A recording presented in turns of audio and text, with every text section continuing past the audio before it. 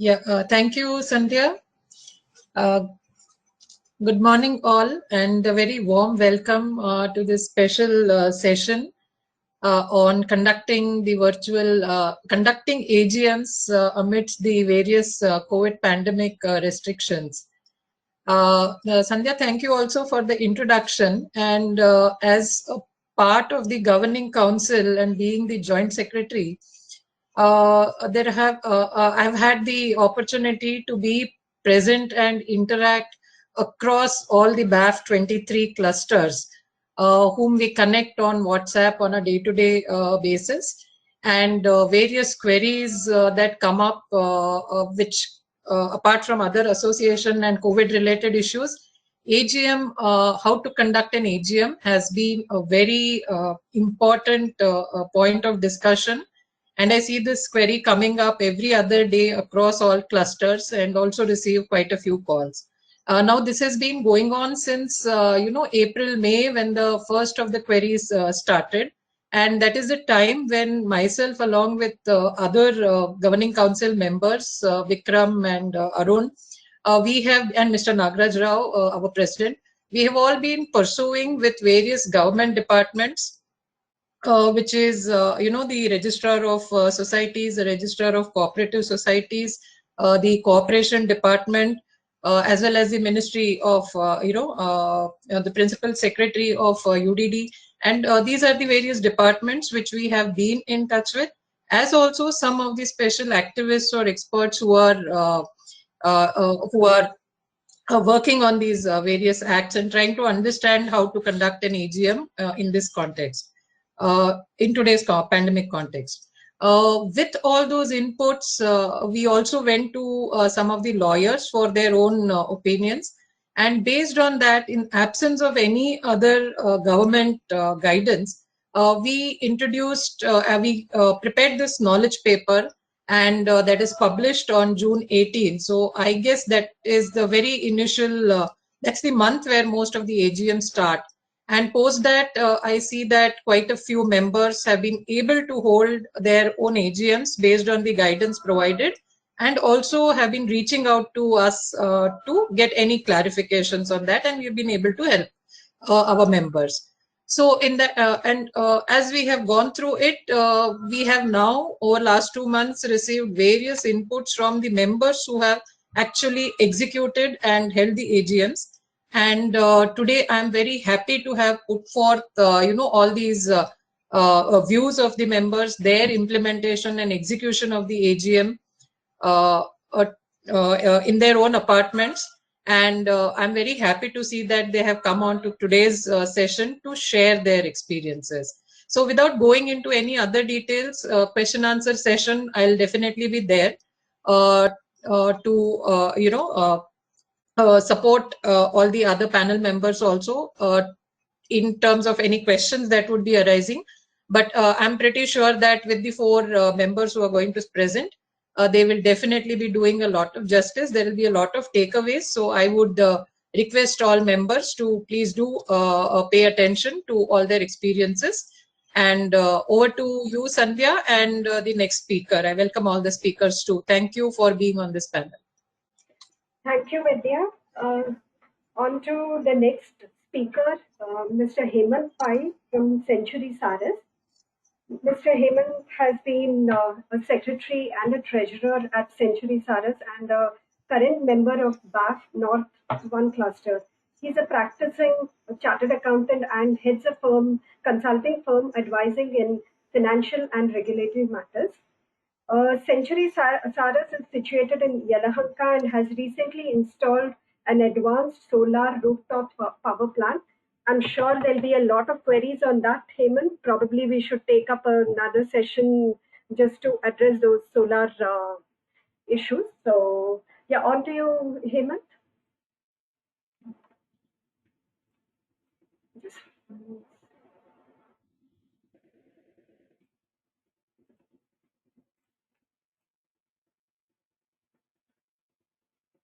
Please go ahead. Good morning, everyone. Thank you, Sandhya, for the introduction.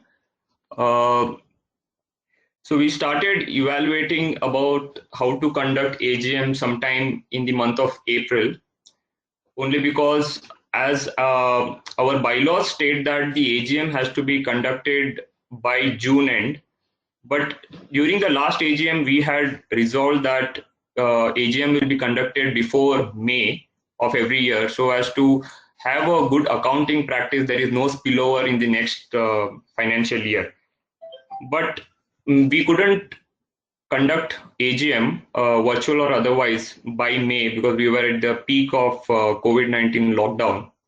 But we started evaluating what are the options available for conducting AGM by July or August, right back in May. So why conduct AGM even when there is a lockdown? So we had four reasons. So one was our bylaw stated that it has to be done by July, and previously also resolved in the previous AGM. Also, Karnataka Apartment Ownership Act. So I'll be restricting to only Karnataka Apartment Ownership Act because our association is registered under KO Act. Then the third was, as I already said, there's accounting practice. It's a good practice to have an AGM as soon as possible, so that you have at a maximum only 2 months in the next financial year. Also, the current MC, I think most of the MC members will agree that they just want to hand over to the next MC and move on. So all these reasons, we wanted to have an AGM at the earliest. Now the next process was, now once we decided that we have to do AGM, we have to conduct AGM even in this scenario, how to go about it. So what we did was we formulated a detailed document. I'll just share that with you.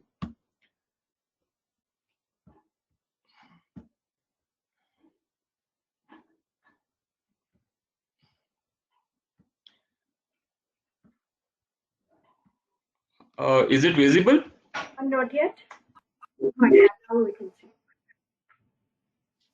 Is it visible now? Yeah, now we can see it. Yeah. So this is the procedure what we followed before we conducted the AGM. So the MC meeting was called, and the pros and cons of conducting virtual AGM were deliberated. So this was all recorded in the minutes, and the minutes were very, very specific, both the pros and cons. We also discussed hybrid, but for our apartment, the hybrid was not feasible. I think there's some other speaker will talk about hybrid AGM. So the MC decided that we are going to conduct only virtual AGM. And then there were some ambiguities in our bylaws, and also the act is not very specific on virtual AGM. So there are some ambiguities, and it's open to interpretation. So the MC decided that we will get a specific legal opinion specific to our apartment, who will evaluate the bylaws and the KOA Act, and give us a written legal opinion, which will be shared with the members. Now we had two options. One, once we receive the legal opinion which says that we can conduct a virtual AGM, either we take the approval of the members in advance that virtual AGM can be done, or we ratify this process when the AGM is called virtually. So we went for the latter, only for convenience. We can also take prior approval for conducting virtual AGM. So the specific queries that were sent to the lawyer, I think I'm getting some messages. Okay. So the specific queries that were sent to the lawyer for legal opinion was whether the bylaws and KOA Act permit conducting AGM through virtual means. I'm sure none of the bylaws will have a specific clause which permits virtual AGM. So this was our first query. And second query was, are there any specific guidelines to conduct AGM through virtual means? So we got a legal opinion. Although KOA Act does not specify anything, KOA Act only says that this clause 16(2)(b) of KOA Act states that the method of calling meetings of apartments, what percentage shall be provided by the bylaws. So the KOA Act basically delegates this process of conducting meetings to the bylaws. And since our bylaws did not have anything specific on virtual AGMs, so we had to take a legal opinion. Then the second query was, if there is nothing specific, are there any guidelines maybe issued by the concerned department, or any other advisories from which we can draw inference or a reasoning that virtually we can do a AGM? So what we got to know was, for KOA Act there were no specific guidelines issued by any government authority. However, we drew parity of reasoning from other government authorities such as MCA and other government organizations that have been conducting their business virtually. So we imported the same reasoning into KOA Act, and our other contention was that the KOA Act does not specifically prohibit virtually. So we went ahead with this interpretation that we can have a AGM done virtually. And then this legal opinion was presented to members during the AGM, and fortunately there was no opposition, and unanimously it was ratified in the AGM. That was the first business that it is resolved that conducting of AGM virtually through Zoom as per the annexed SOP is hereby ratified. So we ratified the process of conducting before getting into any other business during the AGM. And there was also a slight delay in conducting the AGM, because in our last AGM we had resolved that the AGM will be conducted by May, and we conducted it in July. So there was some delay. So we ratified that delay also. And apart from that, all other requirements as per bylaw as to sending the advance notice and the agenda, all that was followed. So apart from this, what we got from our lawyer was that how do we ensure that all the concerns about conducting a virtual AGM is addressed. So what we did was we ensured that there is a good technological platform, and we have an SOP, that we make an SOP that tries to mitigate the risk of somebody not getting a chance to speak, or they are not able to discuss all the issues properly to a minimal level. The virtual platform has its own limitation. There are some limitations which we cannot overcome, but what we tried to do was we had an SOP which reduced the risk to a acceptable level. And the SOP also stated how the attendance will be recorded and how the e-voting will take place. And fortunately for us, we went for Zoom Pro platform. I'm not going to give much details on that. I think some other speaker will talk on how to do it. But we went for Zoom, and even the e-voting for all the resolutions was conducted through Zoom.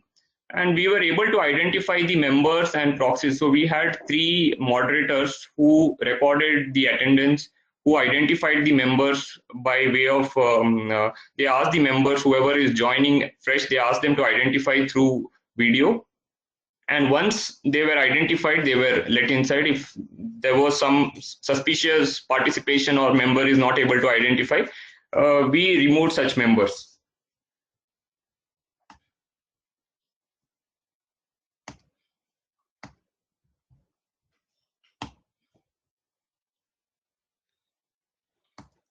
Apart from this, we also had additional facility for senior citizens or people who are not so well versed with Zoom or any other virtual platform. We ensured that if somebody is having any difficulty in how to log in, the MC was asked to make suitable arrangements for such people to join the meeting virtually. So it can be done by having a common laptop in a clubhouse or some other place, and ensure that whoever wants to join, they have all the facilities to join. Hello? Yeah, Hemant. Yeah, I'll be answering any questions, I think, later. Sure. I'm done with my presentation. Okay, just 1 second.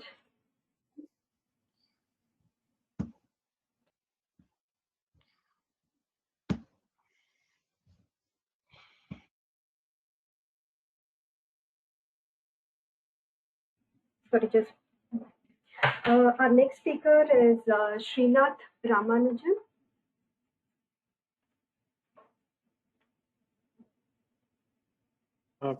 Can the speaker please share that SOP document that was referenced? Is that what would be possible, Vidya? Hemant? Yeah, I have noted. I have noted this. Hemant, maybe in the panel discussion, QA session, we will take that up and we'll share what we can. Yeah. So our next speaker is Mr. Srinath Ramanujan, who's a cross-function leader experienced at building. He currently works with Bayer Corp Science, is an advisor to a agri-finance and agri-tech startup. He has been a treasurer of Shobha Murzaria Grandeur Apartments for about a year now. This is his first experience into apartment societies. He is from the BTM cluster. Srinath, on to you. Thanks, Sandhya, for that kind introduction. Hi, everyone. I'm glad to be part of this forum and talk about our virtual AGM. And thanks also to Mukund, our secretary here, for passing my name along. Right. I hope you all can see my screen where I put up a small presentation of the talking points. Yes, we can. Is that visible? Yeah, it is. Okay. Yes, it's visible. Great. So I'll first start with what usually happens in our AGM. Otherwise, so we usually would host it in the clubhouse that can seat about 50 of us comfortably, and the attendance usually we have about 40 to 60 owners. And in terms of the time spent, we spend about 10 to 15% of the time on the previous year's financials. And this, again, takes a lot less time because the secretary sends out these financials well in advance and we all get to check that out. We spend around 60 to 70% of the time on budget and upcoming projects. So there is a lot of to and fro, a lot of questions. And then, if there are elections, we spend some time on that, right? So that's the broader context. And then if we just look at this year, the need to have a virtual AGM, just like everyone else, is for precautionary methods during the COVID-19 time. Also, because we couldn't really accommodate a lot of people, even if we had to do a physical AGM or a hybrid AGM with the sort of social distancing measures that we need to follow, right? And so then we started looking at options, and we really had two in our hand, because those are the ones which we were comfortable with Zoom and Google Meet. But we also wanted to ensure that this virtual AGM is recorded. So we wanted to look at anything which has an option of 120 minutes or higher of recording. And so we just went ahead with a Google Meet invite from a corporate account which has recording. And we sent the links and the invites about 10 days in advance, right? And those who have a Google account with the same email ID could, join the meeting themselves. There is no need to accept or, let them enter the meeting. Versus those who joined anonymously or through other emails, they had to be accepted into the meeting, right? So quickly moving on to, the various challenges and issues, right? First thing is the outcome. We had a quite successful AGM. I think everyone liked it. Now, in terms of some of the expected challenges, we had, first of all, the attendance bit. I think we did a lot of pre-work on this. Now, the AGM attendance has a lot of statutory limitations. So first thing is, of course, we ensured we had a full recording of the meeting just in case there was any question of the attendance later. And as a backup, we also circulated an attendance sheet to individuals' residences immediately after the AGM, so that it was signed and it was captured on paper as well. Because this part, according to bylaws and a lot of legal complications, was unclear at that point in time. So we took some sort of precautions to take care of the attendance bit. Then from a voting point of view, of course, we had a couple of issues that we knew would go into a debate. And usually we would simply have a rise of hands if it was a physical AGM. Our apartment complex uses Apna complex, And so we were already ready with a few options whenever we were discussing any of these issues, right, in the AGM. And we instantly created polls for all owners so that we could also, quickly reflect upon where the poll is trending. And eventually post the AGM, after about a couple of hours, we concluded the poll and let everyone know of the results, right? The other thing, and the most important one, is power cuts and internet connectivity disruptions. One most important thing with that is how the recording has to continue. And with Google Meet, usually one person initiates the recording and it continues. So now we made sure that one person logs out multiple internet sources, just so that even if there was a power cut, it would continue through a cellular internet source and so on. And of course, yes, we prayed so that there's no power disruptions. Right? And moving on to some of the QA and interruptions, right? We have a lot of questions. We are very discussive in nature. So we had a full-fledged moderator, just sitting there and making sure that anyone who's not currently speaking goes into mute immediately, right? And we also made sure that anyone who's joining, right, who instantly muted themselves and used the text functionality to post any questions, which didn't have an immediate impact on the flow of the meeting. Right. So these were all the expected bit, right? We all knew this upfront, but then we also had a few unexpected sort of challenges and positives. One of the things was really the unavailability of physical handouts. Because usually, even though a lot of material is sent up front over emails, you all would be aware, very few would go through that in detail and would ask the same questions again in the AGM. So when there were physical handouts, it was easy to just flip to a page and check it out. However, when it is a virtual AGM, it was quite hard for people, especially comprehending few of the numbers and figures when it came to finances, right? The other thing was we could definitely mute everyone's audio or their mics, but we couldn't do that for video. And a few of the owners who were unaware of their video being turned on their mobile devices, I'm sure they felt quite embarrassed post the whole AGM, knowing that a lot of their private spaces at their home were just being seen by everyone else. Now, coming to some of the unexpected advantages as well. So one thing was, due to the virtual nature, we had a huge turnout, right? We had close to twice the attendance compared to our usual average, and that's a huge win, especially when we want to be more inclusive of more and more members in the association. The other thing, of course, was, we had very few instances of someone talking over another person. This would usually be a problem in a physical AGM, but luckily Google Meet has this great inbuilt system which lets the current speaking voice complete before it amplifies another voice. So this way people could really complete their portions before someone interrupted them and just spoke loudly, right? Of course, there's the side bit of savings from not having to provide a scrumptious meal or snacks. In fact, we did see a lot of members who were comfortably sipping their, Coca-Colas or chais from their beds, right? So yeah, definitely a few unexpected advantages as well. But I think all in all, it was a pretty good outcome. And going forward, we'll definitely look at some of these challenges and optimize for it. Yeah, I'll be happy to answer any questions towards the end, but this is roughly a walkthrough of how the virtual AGM went in Shobha, right? Quick observations otherwise, just for everyone to keep in mind, most people join through their phones, not through their laptops or computers. So, we'll always look forward to optimizing for mobile phones.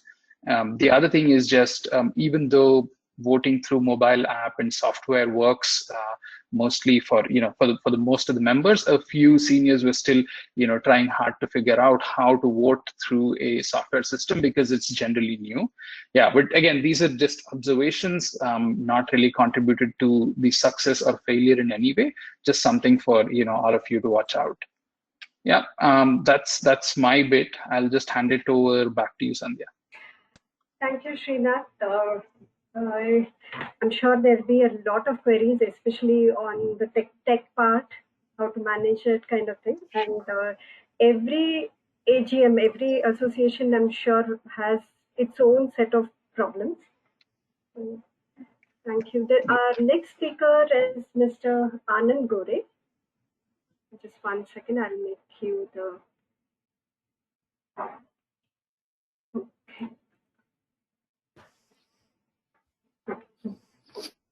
So, I've made you the presenter, Anand. Mr. Anand Gore is from Sri Ram White House, one of the oldest communities in North Bangalore with approximately 550 apartments. Mr. Gore is a learning and development professional with over 20 years of experience. He heads an organization called Knowledge Tree Consulting. This is his second stint in the MC. Mr. Anand, yeah, on to you. Thanks. Thanks. I hope everyone's able to hear me clearly. Yes. So, yeah, like Sandhya said, my name is Anand. I'm part of the committee. I'm not one of the office bearers.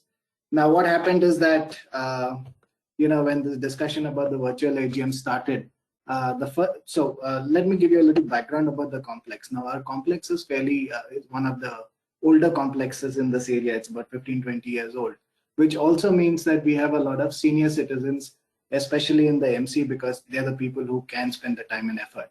So things like virtual or technology is always a challenge for them. So what happened is when we were discussing this, the first question that came up from some of the senior citizens is, can it be done? And there was a discussion saying that why not postpone it to next year? We have the COVID, we have a good reason. Let's not run the AGM unless we can have people in person. How will you moderate discussions? How will you arrive at polling? How will you arrive at consensus? All of that stuff. And, also some people said, what about samosas and tea, which is given to everybody? But that's on a lighter note. So what happened is that in one of these discussions, I have used some of these tools like Microsoft Teams, Zoom, Google Meet, etc. So as part of the meeting, I suggested, I and a few other MC members, obviously, I suggested saying that why don't we go ahead, let us not postpone it. There's no need to postpone it. I'm sure we can handle it. Now, I'm not sure whether some of you have experienced this in the past, but many times when you give an idea, you're left holding the baby or you're left, executing it. And suddenly everyone said, okay, Anand, there's an idea, let him execute. And then I was wondering what the hell to do. I hadn't really thought through it that much. But then I looked at the various options and then we decided to go for Zoom. Only for one main reason, and I'm not getting into too much technicalities, but Zoom was convenient. Most people have used Zoom, even the senior citizens, either talking to their children or staying abroad or wherever else.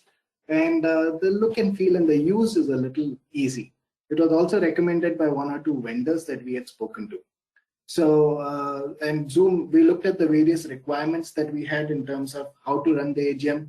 One being registration, and we are very strict on allowing only owners to register to attend the AGM. So that possibility existed. We wanted to look at the polling option, which was there in Zoom. We wanted to look at recording all the discussions that happen on chat as well as the voice recording so that it is documentary evidence later on, as well as it helps in making the minutes. So that was also available in Zoom. So we went with Zoom. We went for the paid option. Now, in my apartment complex, we have about 567 apartments. So what happened is that on an average, we have maybe 40, 50 people who turn up. But just to make sure that we are legally compliant, we actually went for the Zoom has an additional paid option, which enables you to have up to 500 participants. So we went for the 500 participants and not the 200 or 300, which is the standard paid option, just to make sure that if it comes up in an audit, we can say the infrastructure enabled everybody to join. And that's what we did. So we went for Zoom. And what we did in Zoom is that we ensured that people have to register before the meetings. About 4 or 5 days before the AGM, we put up posters, and we have a lot of WhatsApp groups where residents are involved. So we put up all the the process of registering online beforehand. And we gave 1 day before the AGM as a cutoff for registration. Also, another thing we did is when we asked people to register, we asked them to register with their flat number first and name next, so that we can verify against our database and approve only the residents who are owners. Fortunately, we didn't have much of an issue, and we kept registering on a real-time basis. So, we didn't accumulate everything till the end and register. Now, Zoom has a nice feature which, when you approve a request, a mail with a link is sent out to the individual. And generally, the link is customized. There will be a small change in each of these links. So the individual gets a mail, and we had requested people, or we had recommended that people register or log in through their computers, because it's just easier to work on the computers compared to the phone. It's a bigger screen and so on and so forth, but it was not mandatory. So people, and Zoom has an automatic registration process. So the minute the administrator approves the request, the link is sent automatically to the user. Then 1 day before we stopped the registration, we looked at the numbers. So we had a very good response. In fact, typically we have about 40-50 people who turn up. This time we had about 180 approximately registrations, which is pretty good. So on the day of the event, what we did, so like I was mentioning, approved by the MC, and we kept track of this in an Excel sheet, so we knew who all had registered. Registered participants only logging in. Now, on the day of the event also, Zoom has something called a waiting room. Now, people came into the waiting room and then were allowed by us into the meeting. So we had a second level of check before the meeting. We requested everybody to join in about 5-10 minutes or 15 minutes before. As like in all AGMs, what we normally do is that if the quorum of 40% or whatever is the standard is not there, we adjourn the meeting by half an hour and then start off the meeting. So 10 o'clock was the start cutoff time. We waited till 10:05 or whatever, 10:15. Then we adjourned for some time and then we started the meeting. Yeah, okay, 51% somebody says. So we don't have to wait for the 51% if we adjourn it for half an hour. That's my understanding. Now, I'm not technically, I'm not getting into all the details. If someone has better information on this, you can please share it. All participants, yeah, okay.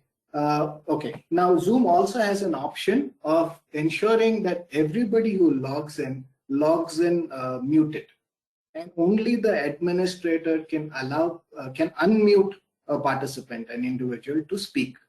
And this worked out really, really well, because generally what I've noticed in our AGMs is many times, at least parts of the meeting gets hijacked by the loudest person or somebody who has the most grievance or so on and so forth.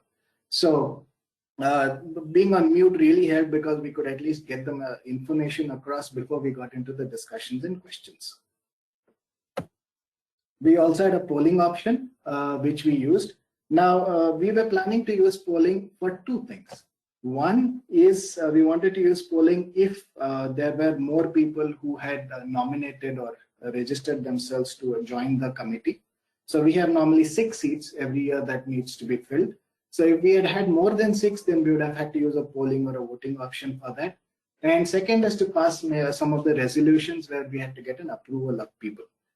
Now, another thing that we did do is that Zoom has something called co-host, and you can have multiple co-hosts. Maybe I'll talk about that in a minute. So the polling we used very well. We actually had 2 strong points of discussion about usage of some funds that are there and so on and so forth. And things like this, I've realized, at least in a physical AGM, some people have very strong opinions of how it should be used, technicalities, all of that. They come and then they kind of take over sometimes these discussions. So that is what was about to happen in this meeting. But we said, listen, you know what, you guys have your opinion. Let's just have a polling and we'll see if majority approve it, we will go with it. And the polling is very, very fast and very, very good. So we, on the spot, when the meeting was going on, some of us who were at the back end, so we had 4 MC members at the back end who were managing the whole process when the session was going on. So one of us quickly created the poll as the requirement came up. And this poll button comes on every individual screen, and they have to choose yes, no, or approve, disapprove, whatever you decide to do. And it actually shows a live dashboard of how it's progressing. So in about 5 minutes or so, we were able to decide on the first poll, and then we went into the next poll when the time came up. And both the polls went up really well. I mean, I think some 90-95% of the people who took part in the poll approved those resolutions. So the polling worked really well. And that also gets recorded. So at any point tomorrow, if you want to know what is happening, you have the data with you. Now, we also recorded it. There is a default, there's an option in Zoom which says that record the meeting on local computer or on the cloud. So we chose the local computer.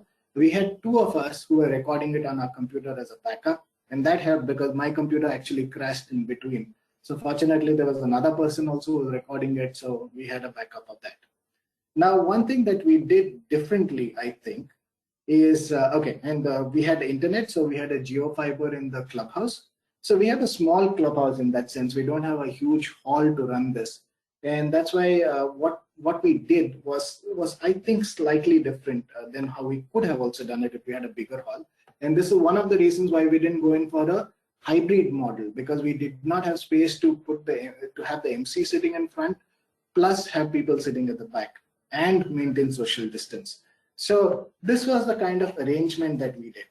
Now we decided to make sure that the recording is done properly, the quality of the video and audio is good. So we actually hired an external vendor. Now the vendor came in with a camera, and he was, so as you can see, the camera was kind of in the center facing the office bearers. We decided that considering the space and the fact that all the discussions have to be moderated, let's only have the office bearers in front talking about the various discussion topics, as well as answering all the questions. Like I said earlier, 4 of us were at the back end managing the whole process, because it does require a decent amount of support at the back end. Like when people are logging in, you have to allow them in. We had given WhatsApp was also there. We were monitoring the WhatsApp when people had an issue. We quickly resolved it, or we resent like this confirmation mails. Some of them said, I have not received it. And they did that after the meeting started. So, the admin went in quickly and resent the mail. We had also given 1 or 2 phone numbers for some of the senior citizens. So if they had an issue, they could call and figure out where to click and so on and so forth. So the camera guy, so the whole office bearers were on camera. And this was good because the quality of the video was much better than if you get it on a laptop, for example. Plus, if you have a laptop and you have 6 or 8 or 10 people over there in front of you, it doesn't serve the purpose. So this worked out really well. Plus, we had 2 mics because we wanted to make sure that anybody who speaks is heard clearly. So there were 2 cordless mics on each row, and people were able to speak when their turn came, whenever their aspect of discussion came up, and it worked really well. And we maintained the social distance. So that's what we did. The whole meeting went off very well. Some statistics, if you can call it that, approximately 180 registrations, approximately 125, 130 attended the meeting. We had originally scheduled the meeting to be a max of 3 hours, but it went to 3.5 hours.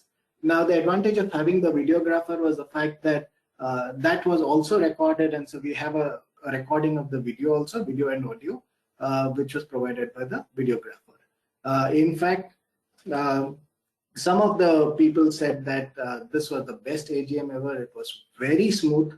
I think thanks to also the fact that we had muted everyone and we allowed people to speak only when required, and they could raise their hands, and and there was a lot of chat also happening. So there were 1 or 2 MC members just monitoring the chat and trying to answer some of the queries on the spot, so that it does not need to be discussed with everybody, or if somebody has an issue that could have been resolved then and there.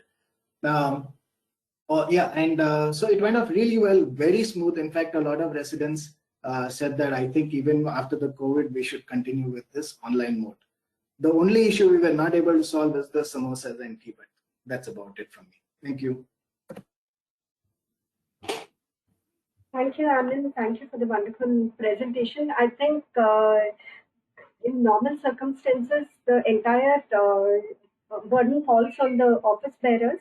in this, it looks like all the NC members stepped in to help out and take care of different activities. Our next speaker is Mr. Amit Thukral. Just one second.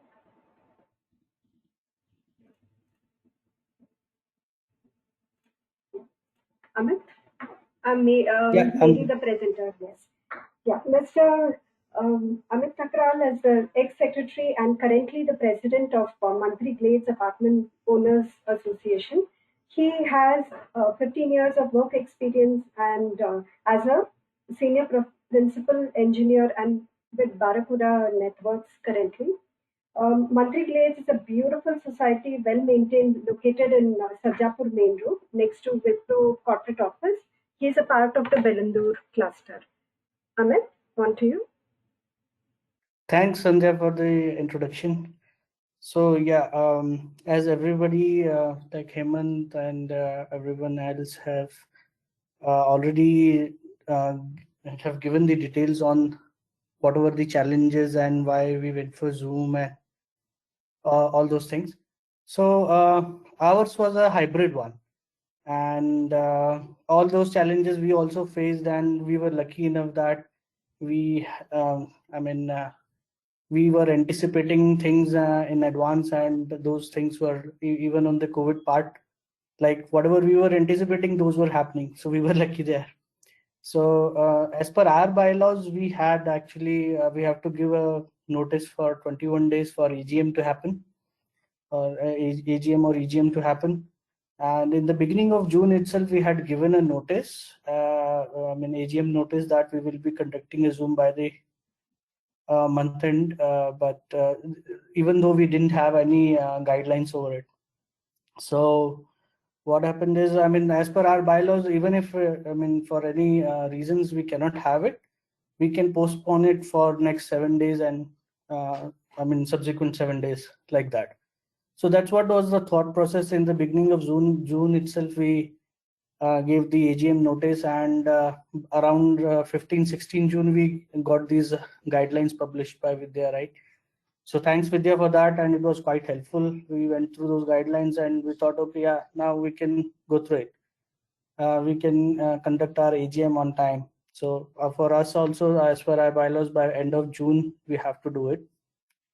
And so that was quite clear that we can go ahead with the whether we should, so the only question was whether we should do physical or online or both. So since we have arrangements, we had a decent clubhouse and we had a space there that we can accommodate enough people there. So ours is a 165 flats, and as per our bylaws, minimum 30 people are required for EGM, for the AGM quorum to establish. But usually very less people join. Most of people staying in the apartment complex are actually tenants. So that is the challenge here. So it is difficult to find even the good number of MC member itself, because MC members have to be owners. So okay, I'll go through the hybrid way, like what all you need to take care. Because Zoom challenges and all is already explained by the other members here, and I'll give you some tips on the technical challenges and on the hybrid model, what all challenges are there, and we'll go with that. So I'll start sharing my screen.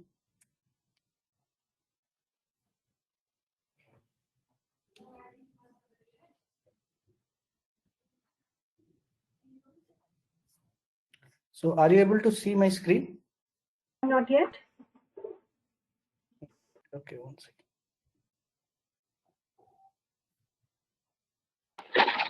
Yeah, we can see. You can see? Okay.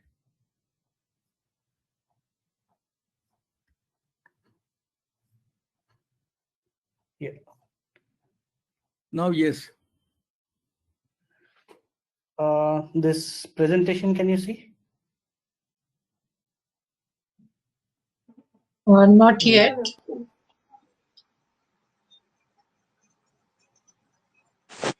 No, the presentation cannot be seen. We were We are able able to to see. see your. Yeah, now we can see.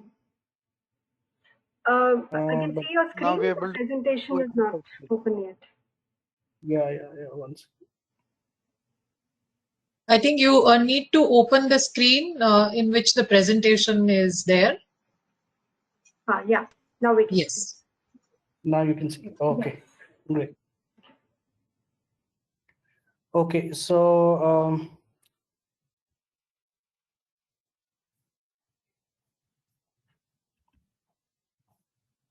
one second, it's not coming for me. You have to switch to the presentation mode. Oh, I have to switch to the presentation mode. Okay, where is that? Yeah, it's on top, left hand. At the bottom of the screen, there is that slideshow mode. You may put it in the slideshow mode. Is it a Google Meet option? There is a or? white plus at the bottom. Just come down to the bottom of the screen. There are four buttons. Amit, at the bottom of your screen, you will see that there is. No, on the presentation itself. Yeah. On the presentation, yes, you can. The bottom line, there is a presentation mode. There is notes, Bottom comments, right hand, and then bottom there are down, those right four hand. squares. Right of that, there is that screen image. You need to click on that. Yeah. Yes. Yes. So, are you able to see the slideshow? Yes. Okay, somehow, okay. 1 second. You can see the arrow. Probably you can press the arrow down. Okay. Yeah. Yeah. Good. Yeah. So, like we all know hybrids. Yeah. Sorry about that. Hybrid AGM is like physical AGM plus the online, and so some members can be present physically, and rest all can be present online with Zoom, Team Meeting, or GoToMeeting. So what you have to take care is you have to send the prior notice before your AGM as per your bylaws. So with our bylaws, the prior notice period is 21 days minimum in advance. So we gave around 1 month. I mean, in the beginning of June itself, we sent around 1 or 2 June. So it was more than 21 days notice we gave. And you'll have to send poll using the society maintenance app or Google app to owners. And only the challenge here is that you have to know how many will be physical and how many will be physically present and how many will be present online. And because in the physical presence you cannot exceed more than 50 members, that is this restriction. So that was the restriction as per the guidelines. And that is why, so we did some initial poll using our apartment complex polling option, and we asked how many people will be joining online or whether they'll be joining physically. So some of them said that they'll be joining physical with the physical presence, and some of them said that they'll be joining online. That's how we were able to get to the numbers. Okay, yeah. So we had around 16 to 17. Initial poll said that only 10 people will be joining physically, but when it turned up, around 17 people 17 people had a physical presence, and we had around 25 to 25 people were there online. So I mean, we had a very good quorum established. Like previously, it is even to make 35 people be there in the AGM is a difficult thing for us. But since, I mean, as I said, we have most of people who are tenants here. 60% people staying in the complex are tenants, and only 40% people are apartment owners. So yeah, that was pretty good in this way. Yeah. So you have to check actually who will be joining physically, who will be joining online, then how many proxies will be there, and you have to make sure that those proxies should join have a physical presence, and how many cannot attend. So these all polling options you should do before planning a hybrid AGM. Okay, so yeah, yeah, that's what I just said. Okay, so other things you need to take care is you have to send a reminder one day before, like people who will be joining, and then it's better. It's as per the COVID things in mind.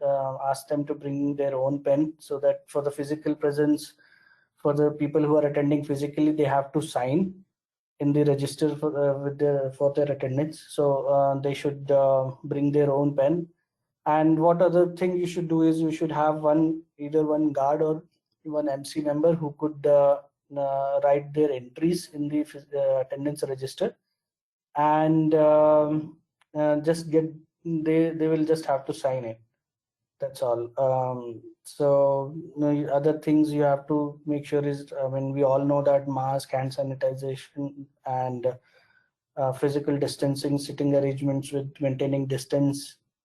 Okay, and so whatever I just said is there in this slide. Max limit is 50 you can have for physical presence.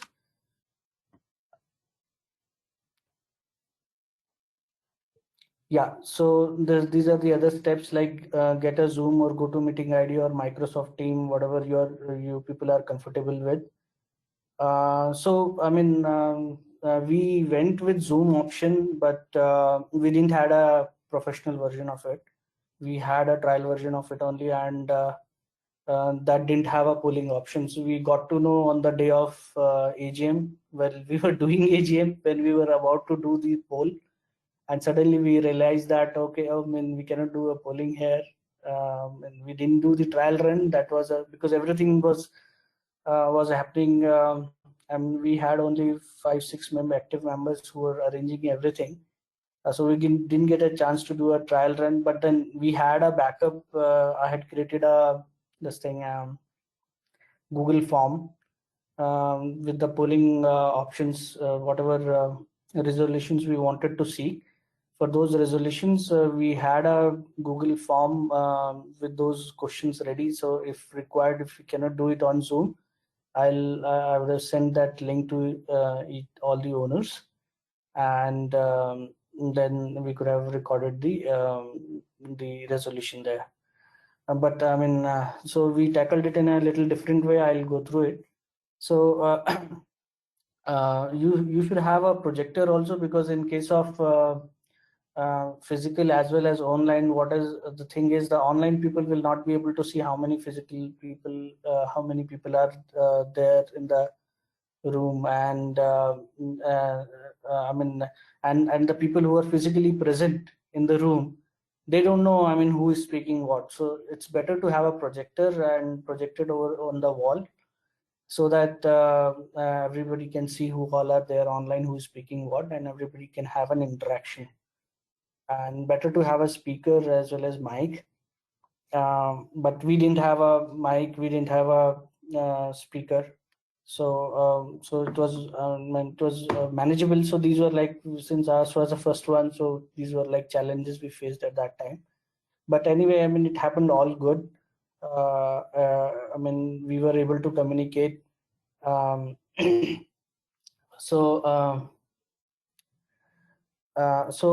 for the polling thing, that's what I said in the last line. I have written that prepare and keep a Google form for polling options link ready for questions which would require polling. Another challenge was in the Zoom trial version, we don't have a full if the max time limit is the 40 minutes. So after 40 minutes, everybody will be logged out and they'll have to log in again.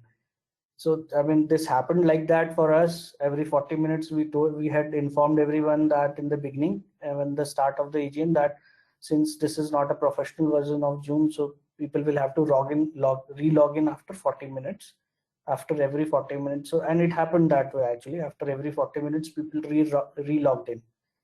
So and for us with 30 minutes, for us, the minimum quorum to start a meeting as per our bylaws is 30. And we were lucky enough that at the start of the meeting, we had around 15 or 16 people who were physically present, and more than 15 were there online. And immediately within the 5 minutes of the start of the meeting, the quorum was established. And then we started with the meeting. And then many people joined after that. Okay, so another thing you need to take care is that when you are sending the Zoom invite link to all, I mean, it can be, as people have highlighted that, and there shouldn't be a case that it goes to somebody else and somebody anonymously is joining.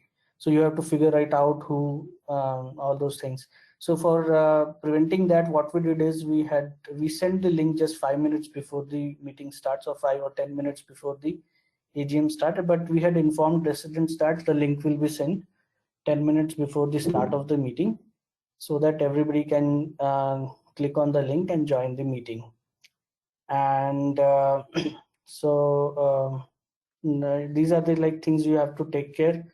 Start recording feature, wait for the quorum as per your bylaws to get established, and one MC member minimum who's present, should be present online, should monitor online attendance, take screenshot of the mobile picture once the quorum is established, and maintain minutes of meeting. So now the challenge in the hybrid cases, you'll have to maintain the minutes of meeting for online as well as for the physical.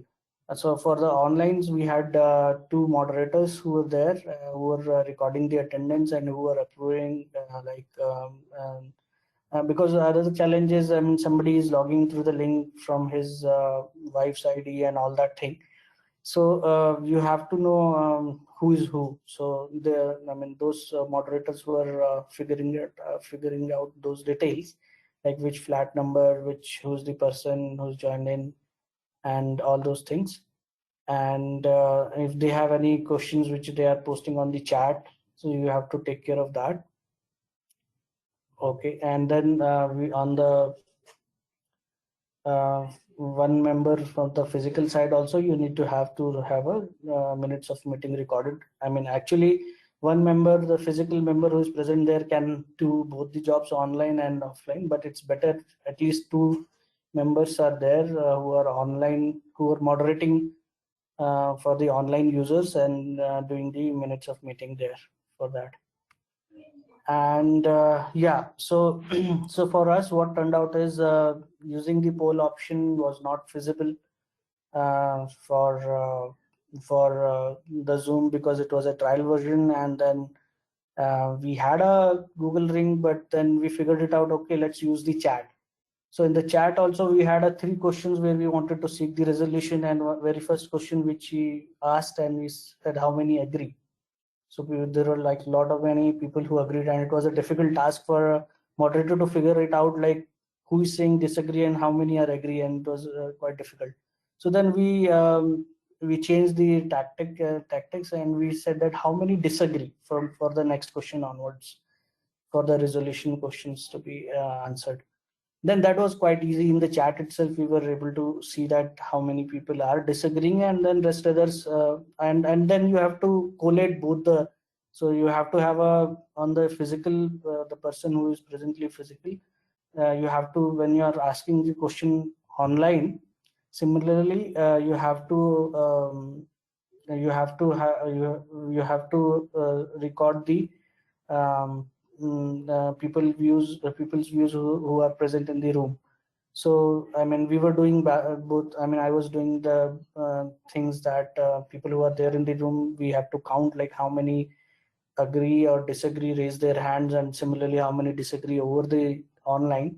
We were able to figure it out, like how many have overall disagree and how many have overall agreed, and the resolution is passed or not. So we were able to take that decision at that moment, and we were lucky enough that we could do it. Otherwise, I mean, it was little, could have gone little embarrassing that, but I mean, it turned out well.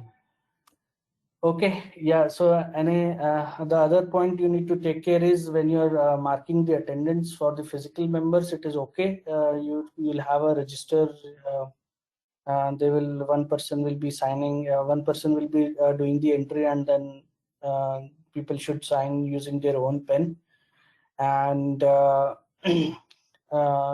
so you'll have to record. They'll have to come with the proxy things also, and you'll have to.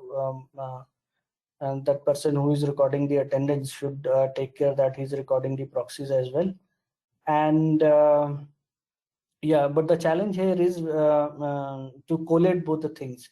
So what we figured out was initially we thought the attendance is 50, and then it turned out okay, no, actually it was 59 or 58, because there were two members who were present online as well as who were present physically in the room. So that's why I've given this like total attendance is equal to physical plus proxy plus online minus X, and X is like the people who are present online as well as who are physically present in the room. So that will be the attendance, and you'll have to record that attendance. So we recorded that attendance in the sheet, like which somehow got opened. I was looking at that sheet at the start of AGM, and we recorded that attendance in that sheet. Okay, so I think yeah, then you have to collate physical plus online minutes of meeting, and physical plus online attendance, and any resolutions which have whatever the resolution decisions, and that will go into your MOM. And yeah, that's all. Thank you from my side. Thank you, Amit. That was quite a detailed presentation, a walkthrough on all the issues you must have faced. AGM per se itself is quite a task, if you ask me, and doing it virtual, adapting to technology seems easy, but it comes with its own set of issues. And doing something like this and hybrid, having a physical plus a virtual one, I'm sure has had its fair number of challenges. Thank you. There are a lot of queries which are coming in. I think, especially adapting to something new, will have its own. Sandhya, I'm unable to hear. Is anyone talking? Audible? Yes, Sandhya, you are audible, but I think the audio is a little choppy. If you could speak a little louder or closer to the mic, should be okay. Okay, thank you. There are quite a few queries on the chat window, especially on the tech part of it. When it comes to technology, there are so many platforms which are available. So, hello. Somehow I'm unable to hear anything.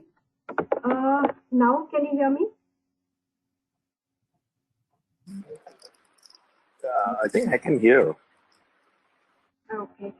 So, yeah, there are a couple of queries which are coming in, especially on the tech part of it, because there are a lot of platforms which are available.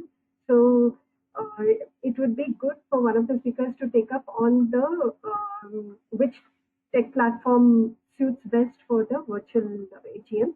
I think Rumi had a query. Rumi? Some of it got answered earlier to say, yes, what is the cost for Zoom platform and whether there can be co-hosts. So most of the queries have been answered on the chat itself. Thanks. Okay, thank you. Next, Anand, would you like to go? Sure, yeah. So there are a few questions that have come up. Now, what we did is that, like I told you, there were a few MC members who had co-hosts, and what were logging in from their house. So we also broke up the bandwidth issue over there. Now, all of us had an Excel sheet with a list of participants. So we verified it against Excel in the registered sheet while approving people who came into the lobby. I think that's one of the questions that has come up here. In terms of Zoom, I think we paid close to 5,000 rupees for 500 participants, 1 month license with unlimited recording, polling and so on and so forth. The second question, what else was there? One more thing I missed out, which worked very well, is that in addition to, we had the projector, the screen on, so that the people, the office bearers who are in front, they could also see what is happening. Otherwise, they're just looking into a camera and speaking, and they don't know what's happening online. So they get to see the interaction, they get to see the chat and so on.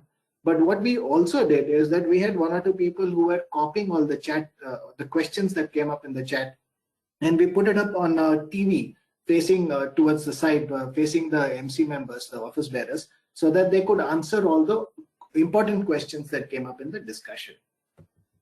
If we had to go for a polling option or voting option, we would have either put it up in Zoom and said, you know, suppose there are 8 people and 6 had to be chosen, we would have said choose 6 out of 8 and probably collated it and gone with it. Or we would have gone with the Google Forms option and put up the link.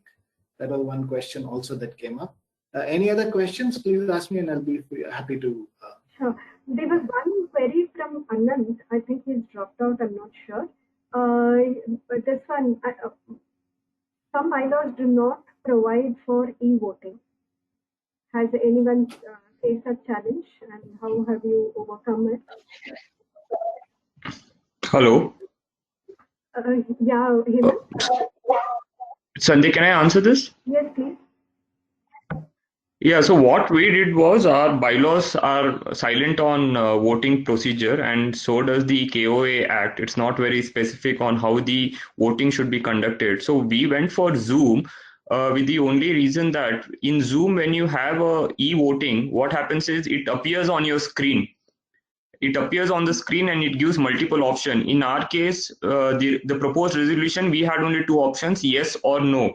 So what happened was for all the participants had to vote. So there was voting was completed within 15 minutes, and everybody who were present in the meeting took part in the voting, because it appears on your screen, and unless you select one option, that screen will not go.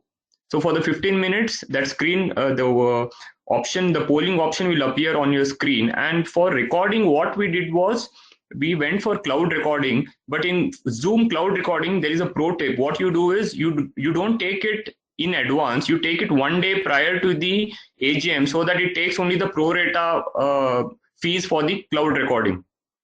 So it's very nominal. I think some $5 or something we spent on cloud recording. In case the laptop crashes, the laptop of the host crashes, the recording is still on the cloud. So we can download it when the meeting is over. And e-voting, what happens is the report for e-voting on Zoom is available only after the meeting ends, not during the time of meeting. So we could publish the results only after the meeting is ended. Yeah, Sandhya, I can probably add on to that on what we did in Shobha Morzaria. Okay. So we use Apna Complex, and that really helps because it helps us navigate a few things like multiple people joining virtually, and then us not having to go around and verify if each one of the votes are actually individual per unit, etc. The Apna Complex system just lets us mark different voting options, one per unit or one per person, and things like that, right? So that way it really helps us just take away all those worries around making sure that someone has voted only once, a unit has gotten only one vote. The other thing is we use Apna Complex as our ERP, and all our data is anyway there and is accepted by the entire community as valid. So at any point, anybody can go back to it and always check what the poll results were, and we don't have to worry about it. Thank you, Sheila. I think there were a couple of queries on. Sandhya, Rumi here. There was one more question. I think the examples we heard of, I believe that the existing committee members had to maintain social distancing and be present in a single room. Do we have any use case where even the present committee members attended this meeting remotely without having to come into a single room with projector and other things in it? Well, in White House, what we did is some of us, like I said, the office bearers were there in the clubhouse, but the rest had logged in remote. So all MC, the managing committee, had logged in. Out of we have a committee of 18, so I think we had about 14 that day. Out of 14, 6 were on screen, 4 were doing remote support, and the rest were just logged in as members. Okay, so it was like hybrid, but there was some physical presence in the clubhouse, maintaining social distance. That was like a norm, I think. That's what I'm hearing. That's right. Yes, we had 2 rows with 3 people each, with a few feet distance between each of them. And they were wearing masks, there were sanitizers provided and all that. Yeah, that goes without saying. I'm just trying to see whether there was a use where, because see, our committee has not been meeting physically at all ever since the pandemic. So we've been all having our regular meetings remotely. We are thinking whether we could do the same, carry it off like this also, without having to come into a single room and do this all remotely. So I just want to know if anyone else has done this or not. Okay. Rumi, just a quick, Rumi, just a quick this thing on that. See, our meeting rooms usually are smaller, but if you could probably, since the clubhouses and all are closed, you could probably use a larger space with the chairs set up. If it is, the MC members, typically the numbers would be anywhere 15 to 20 possibly for your complex. So there is a possibility of doing it with the physical distance and physical distance and the mask etiquette and all that. So it's just that not the smaller rooms, but choose the larger areas which can be set up. Like the party hall. Yes, yes. And just to add, just if I can add some more experiences, we've not had anybody share that experience. But as per the BBMP guidelines, the restrictions were on, not exceeding 50 numbers. And there are some members whose, attendance typically has been the smaller apartments where the attendance has been in the range of, 30, 40 members or so. They have held the AGMs in the open area with the chairs and all well maintained at distance and with the mask and sanitizing all protocols. And they have conducted physical meeting, but with all the COVID prevention norms. So that also has happened along with, purely virtual AGM or hybrid AGM. Really, to your question, having everybody completely remote has a big negative. In that, really, in a situation like this, you will run into some network issues and some or the share doesn't show up and that sort of thing. And who is speaking and presenting isn't always aware of what is happening with other screens. Having at least like 2 or 3 people in a room with an eyeline helps make sure that there is a feedback loop that is available, so that in case there is any problem, you catch it very early than somebody speaking going on like for 10 minutes and then realizing nobody knew what was going on. Okay. Thanks, Gans. Thank you. Yeah, just to add on, yeah, sorry. I think online. Sorry, this is Anand here again. I think online is possible, but you need to plan and prepare and rehearse in before the meeting. Like even for this session, what we did is we actually did 2 demos. And we made sure that unlike other meetings, everything is clearly and properly put up in a PPT and people's roles are defined. Now, if you do it online, I would suggest that you do a demo with everybody sitting in their designated places, checking the internet, seeing if the video audio is correct, and assigning tasks to everyone. And I think you can do it online. Though it will be difficult, it's possible.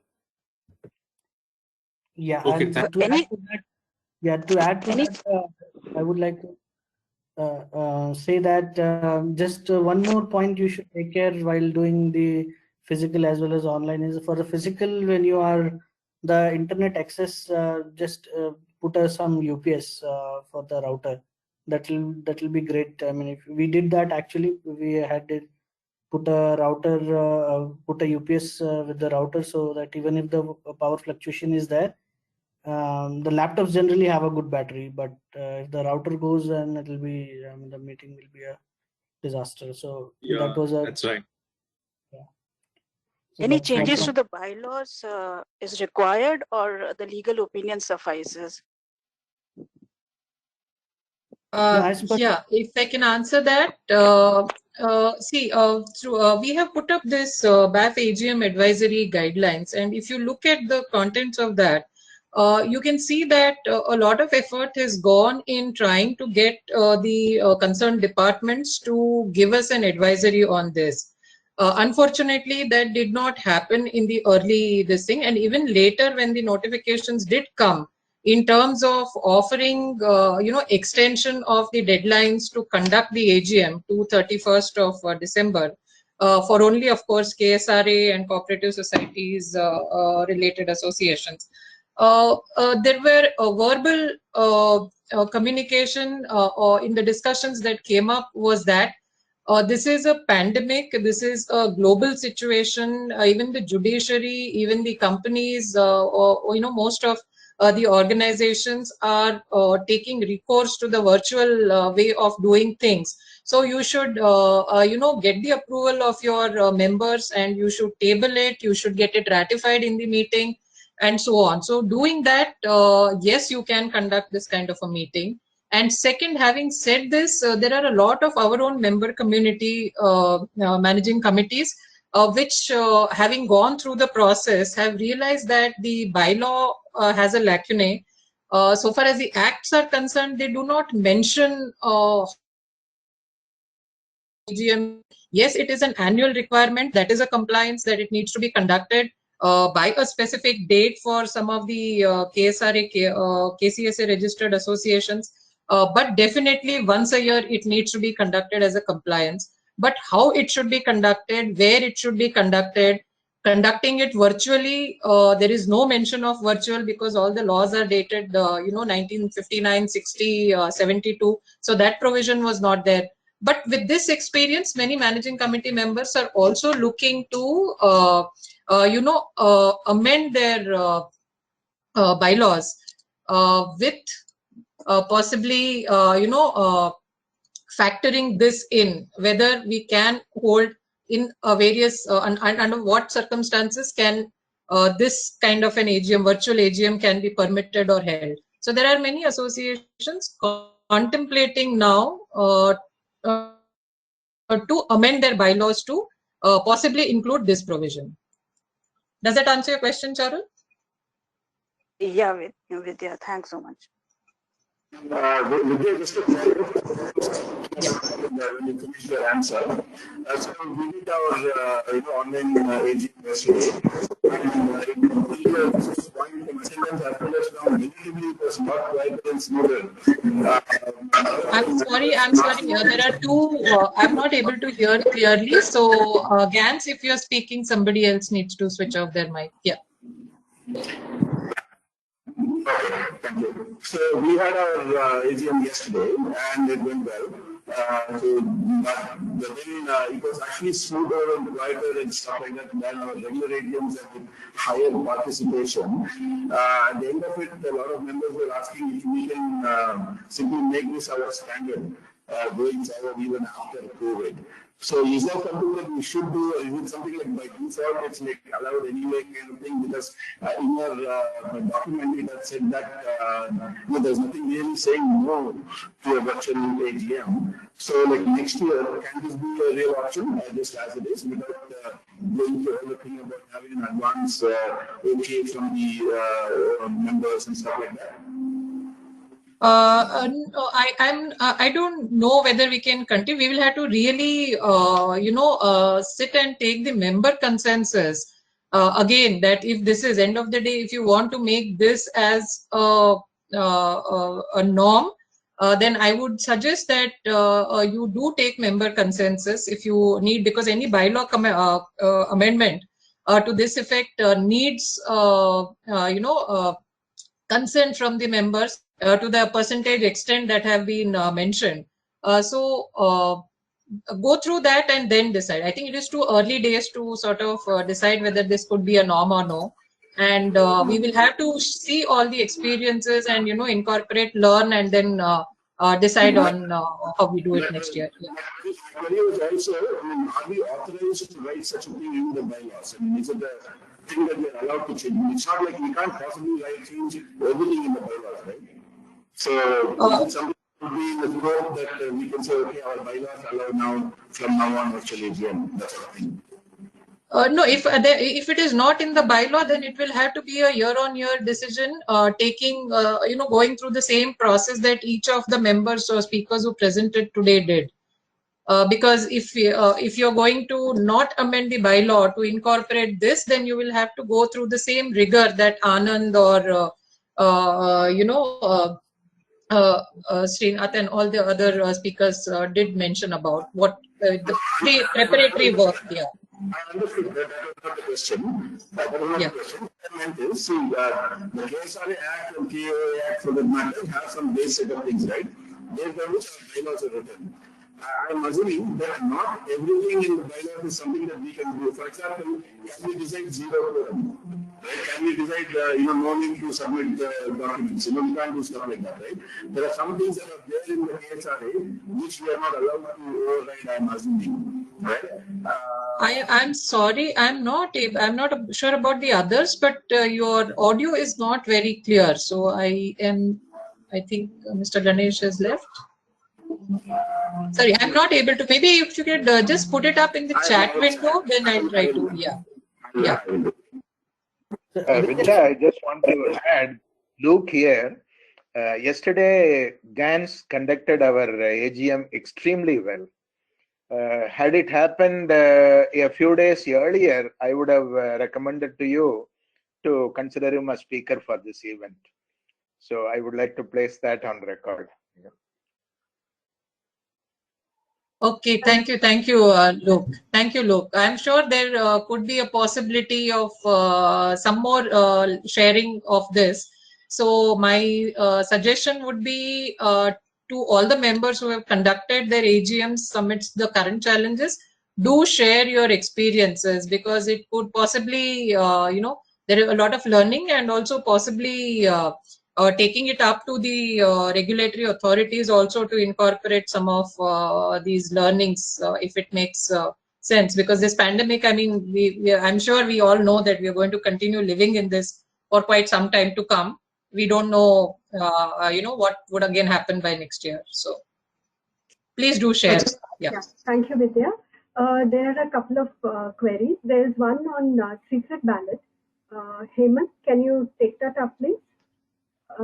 Sanjay, would you like to ask your query? Hi, Sanjay. Am I audible? Yes. Yes. Yeah, so we had two teams participating for MC. So we had in the agenda, we had election for MC. So the concern amongst some of the members was that the ballot should be secret and the confidentiality should be maintained, and nobody should know who has voted for whom. So what we did was, since it was e-voting on Zoom, we made sure that the person who is hosting the Zoom meeting is not standing for the election himself, so as to avoid a conflict of interest. So the person, he was an MC member, but he was not going to get re-elected. He was in a separate place, not with other MC members. And once the meeting was concluded, he downloaded a copy of the report, which had the e-voting results. And that was verified by a neutral person, by a senior member who was not part of any MC. It was signed by them on a sheet of paper. The report was deleted from the laptop, and it was kept in a sealed envelope with again signatures, with a resolution being passed that this sealed envelope will be kept in our bank locker and to be opened only if resolved by the AGM. So this is how we ensured that the ballot is secret, and it was acceptable to all the members. Thank you, Hemant. I think that answers your query, Sanjay. So on to the next. Sandhya, there is a quick update which I also wanted to give, and I see that Mr. Anil has also put it in the chat box. This is the new Unlock 4 rule.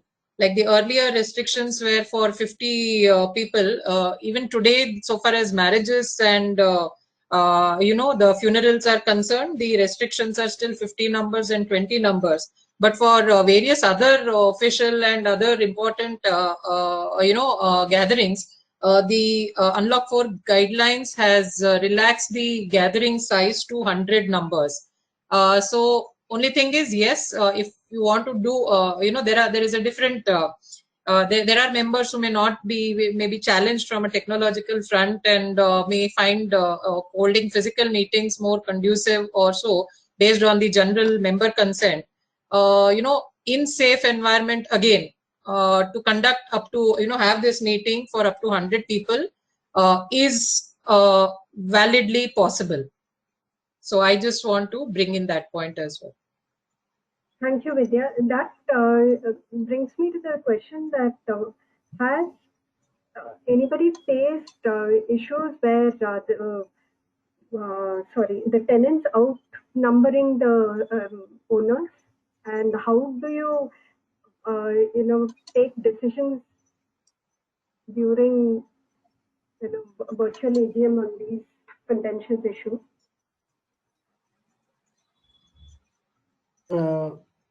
Sorry, Sandhya, can you repeat that? It was a little. See, what happened? Non-resident owners exceed the resident owners. So sometimes, if you have to say increase your ANC or whatever, or you have differential for whatever reasons. I mean, you can be outvoted by the non-resident owners. Generally, they may not attend a physical meeting, but when it's virtual, you can log in from anywhere in the world. So has anybody faced a challenge like this? No, for us, actually, we have non-resident owners, but the number is not that it will be over the residents. So large number of people are resident owners. So I mean, it was okay for us.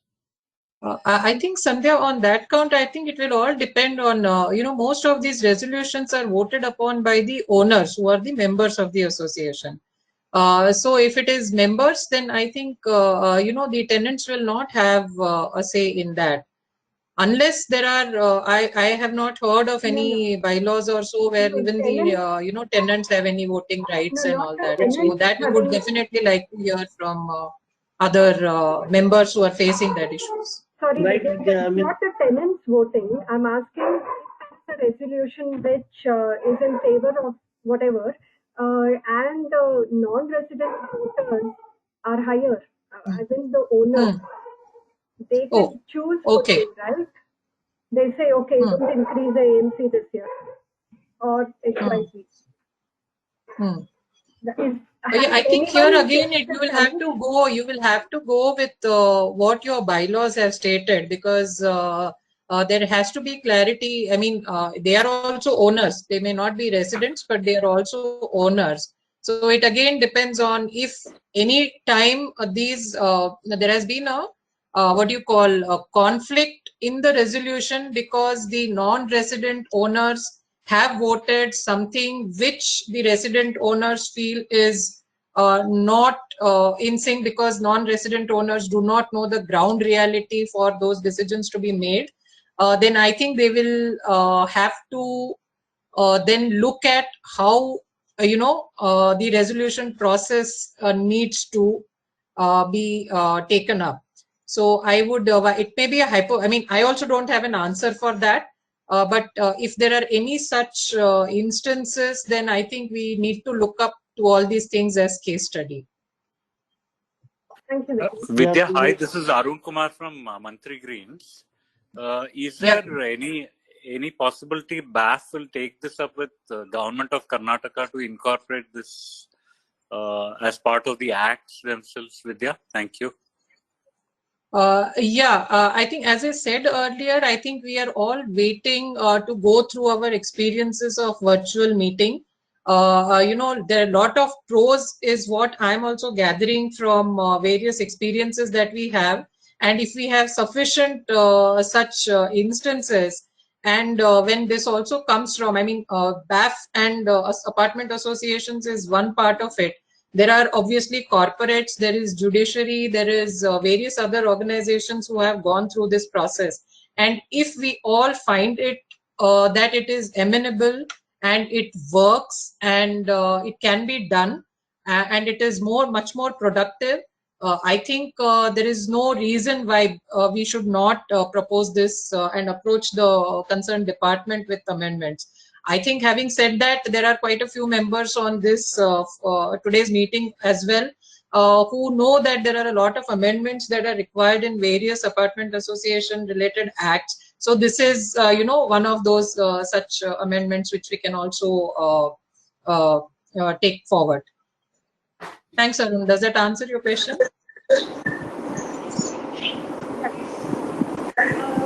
Yeah. Wants to... Thank you, Vidya. Yeah, Thank you. Yes, it does. Thank you. Thank you, Sandhya. This is Mahadevan.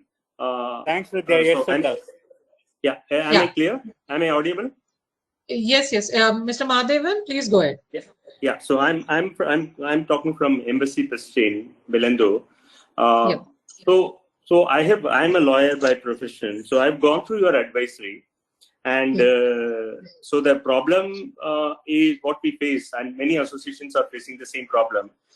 It is advisory in nature, and it is not a legal directive. And I have also spoken to Mr. Arun Kumar from your BAF, and he has shared with me the kind of efforts which you have been putting to get this, get a direction from the government.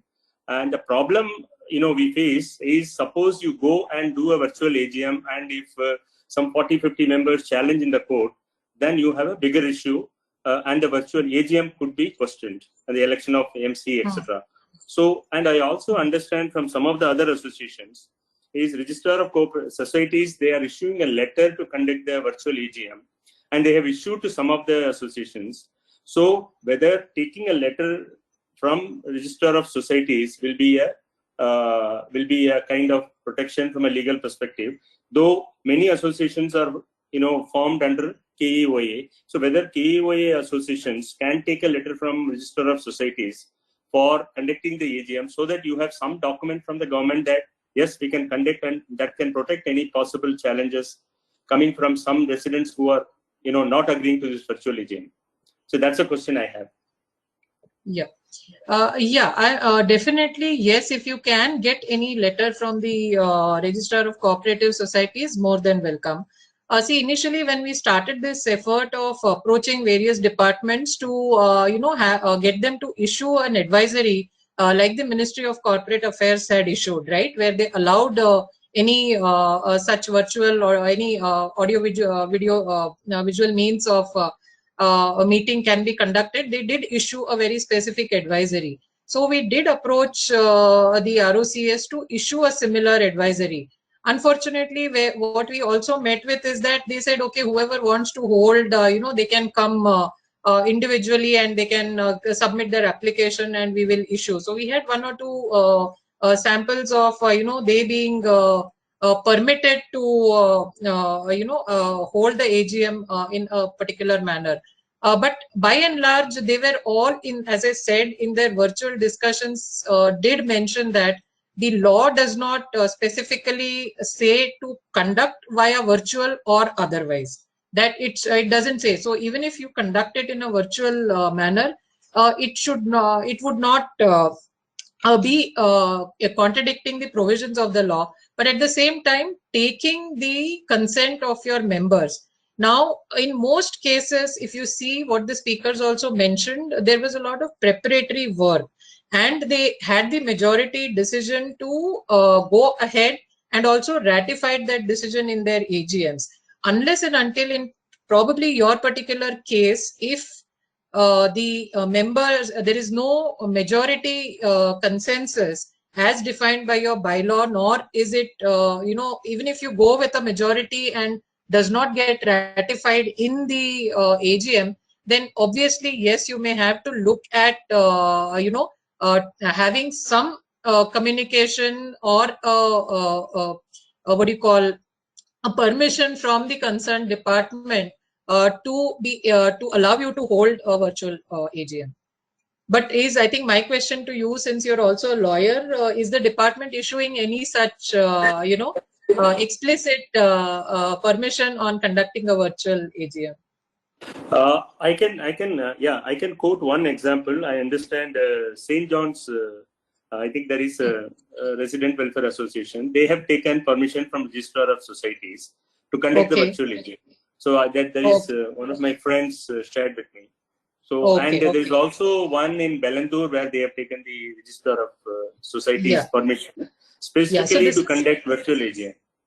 Right. This is KSRA associations. And there I remember the registrar very clearly saying that let each association, KOA? Okay. Yeah, KOA. Okay. Yeah.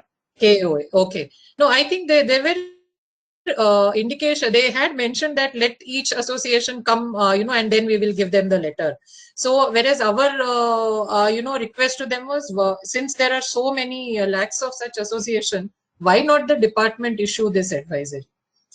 So then they said, if anybody wants to be even more, very clear and wants to table this, then let them approach us also. And I think we have mentioned that in our advisory as well.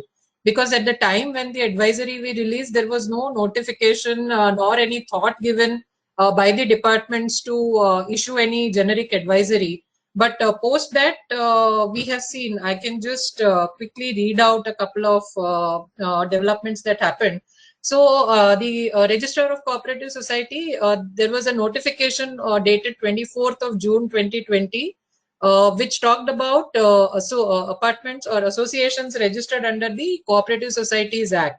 And there they extended, relaxed the date to hold the AGMs to up to 25th of December 2020. Again, there is no mention of any virtual this thing. Again, KSRA themselves, the Department Registrar of Cooperative Societies has issued another notification on 22nd of July. And there also they extend, they've relaxed the date to conduct AGM up to end of December 2020. Again, despite all the follow-ups, they are very silent on, virtual AGM. So the only thing, as it has been mentioned in the virtual advisory, the BAF advisory is also, please table your decisions and minute them with consensus so that these can be used to uphold the validity of the AGMs conducted. Vidya, and anything more than that? Yeah. Can I come in, Vidya? 1 minute. Yes, Mr. Rao. I think the fact that they are taking the consent of the people, whether they want to be present virtually or physically, itself is a fact that they are allowing this hybrid or otherwise to happen. Second, after taking the approval, consent of these people, the first subject of the AGM should be, because of the COVID situation, because of non-presence, so many people have consented for absenting themselves physically, and the others are physically present. If that resolution is passed, I think most of the problem will be sorted out. Thanks. So Yeah, thank you. Thanks so much. Nowadays, even the courts are doing it online. So if the courts are hearing, those hearings are happening online and those are valid and are getting recorded, I mean, logically, this should also be allowed and this should also be have a proper validity, actually. I believe that it cannot. Yeah, no, I understand. I understand completely. See, I'm a qualified company secretary also. See, for conducting election, for conducting the AGM virtually, MCA has given specific directions, and they said it can be allowed. There were circulars issued in May, April, May, etc. Likewise, for the court also, they have issued necessary guidelines. Here, the problem is that no guidelines are coming from the Karnataka government, and that's where we are all, having issues. That's what I wanted to just clarify. Thanks for giving clarification. Really appreciate. I think apartment associations have been sort of neglected in many of these, and probably with the help of our members, we hope that we can work something more towards getting more cooperation and the necessary support from the government of Karnataka. And I wish all lawyers like you do join in, because this is a great lacuna today. It will really help a lot of associations to run smoothly if we have that kind of support from the government in terms of various policy amendments that are required as well in this space.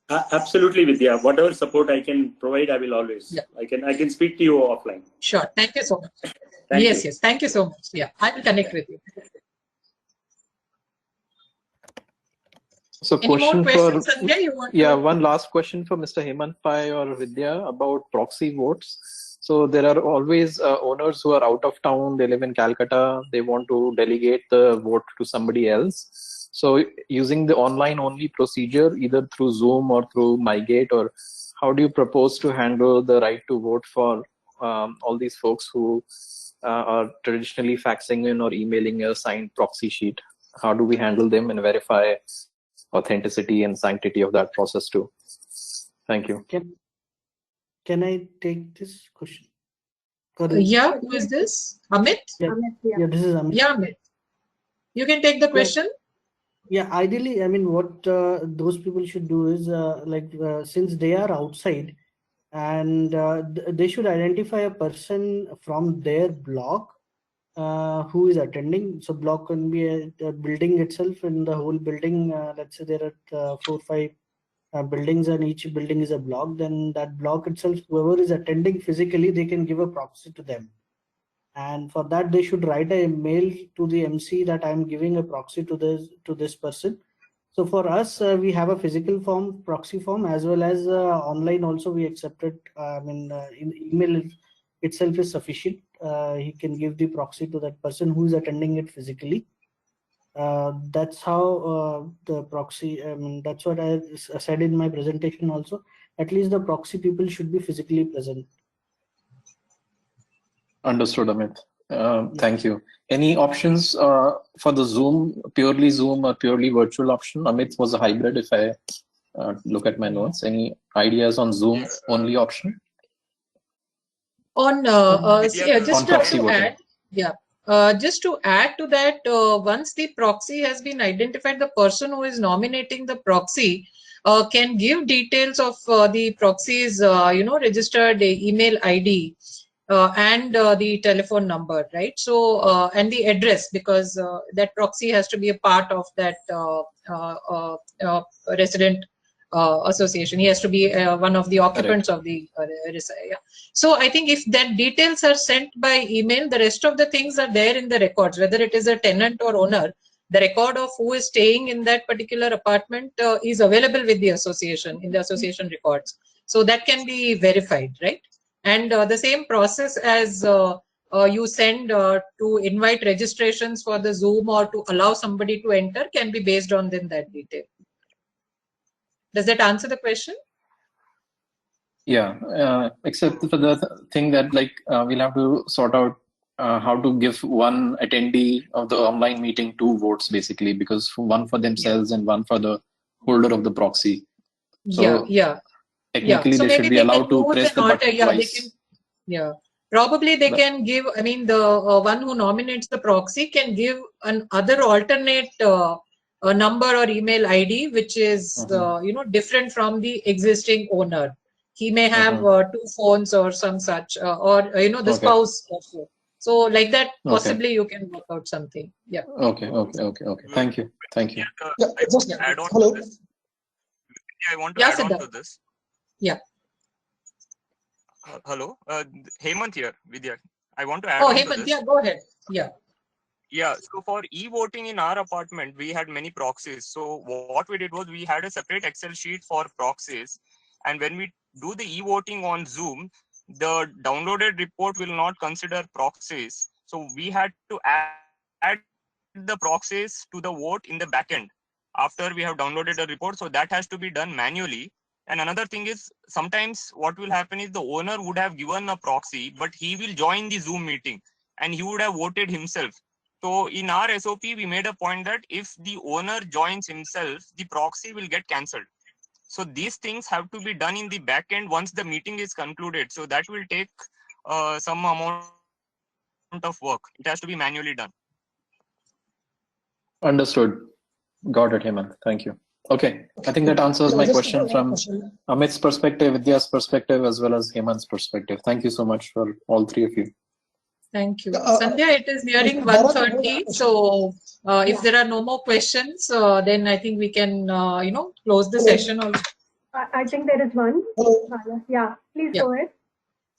Yeah, I have one query. Actually, in my flat, there are a lot of owners pretty much staying out of Bangalore, and probably actually some people thinking that we should postpone our our elections probably to sometime till March. So would that president can pass some sort of an ordinance where considering this pandemic, you can postpone your election by few months? Actually, as per law, you are expected to conduct the annual general meeting along with the elections because your tenure would have gotten over around this time, right? So I don't think you should do that unless you call for this specifically that and take consent that the existing members continue their tenure. Unless you get a consent to do that via the registered email IDs or by announcing this and inviting any objections, I do not think you can take a decision to just defer it till March or so. Okay. But Vidya, you said till December anyway it is allowed, it can be deferred, right? Till December. See, it again, so far as it depends on again how you are registered. Are you registered under the Cooperative Societies Act? Are you registered under the KSRA Act? Because only these two have given this deferment option. KAOA is silent on this, but we can only take help of these two and say that apartment that and all other examples as set in the BAF advisory to say that this is how we took this decision to defer. Because unfortunately, the Karnataka Apartment Ownership Act, though it comes under the Register of Cooperative Society itself, and as well as we have approached Corporation Department, they have not issued any guidance for this particular registrations under this Act. Vidya, can I just add one provision which is there in Yes. KOA? This is Mahadevan. Yes. So I've gone through the KOA. So in KOA, there is a provision which says that for construction and urban development, you have to go to the department. For all other queries, you have to go to Register of Societies. So since it is coming under the second set of queries, not relating to construction, so I think we can approach Register of Societies. That is how I interpreted the law. Okay. So possibly to answer the previous question, you could probably give an application to the ROCS and see whether you can get permission from there for the deferment. Hopefully, you have valid reasons for that deferment. Vidya, one more point which you had also noted that Cooperative Societies is the competent authority in both the acts. Yeah. There as well as here. So he may issue a letter by himself. Yes. Register of Cooperative Societies, I think right now for all apartment associations is the single responsible, competent authority. So yes, for any significant queries where you see that there is some objections from the members and there is really challenges conducting the AGM virtually or physically, and you do need to seek certain relief, then I would say on a case-to-case basis, those associations should definitely meet up with the ROCS and give them that in application. Any support that is required in terms of connecting to that office or giving a direction or advisory, definitely we at BAF GC, we are ready to support. Yeah. Yeah, thank you so much, Vidya. Yeah, welcome. If we have no other queries, then can we conclude the session? Yes, Sandhya, I think there are no more queries.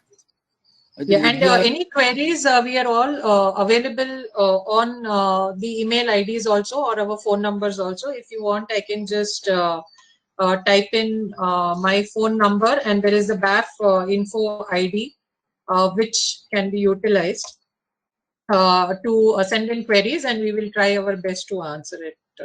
Yeah. Thank Thank you, Sandhya, for organizing. Yeah.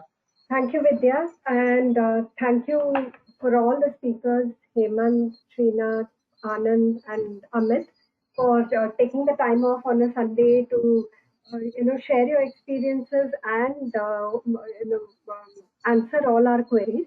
I'm sure there'll be more as the days go by. Hopefully, we can reach out to you if we have more queries. Yeah?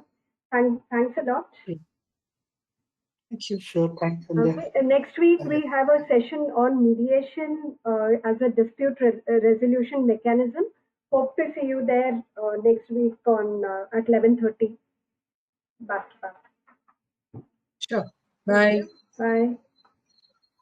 Thank you, Sandhya. Thank you, Vidya, for moderating it so well. Thank you. Thank you. Thank you, sir. Yes, wonderful. Thank you so much for volunteering so much love and energy in this. Appreciate it a lot. Thank you. Thank you. Welcome.